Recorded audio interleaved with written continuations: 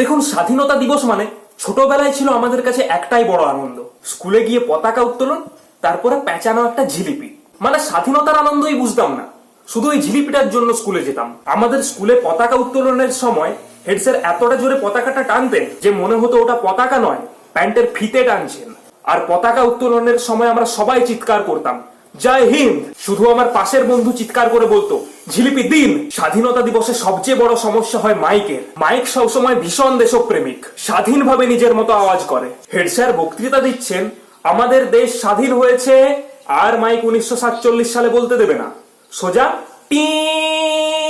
Sir বেচারা যা যা মুখস্থ করেছিল মাইক সব ভুলিয়ে দিল।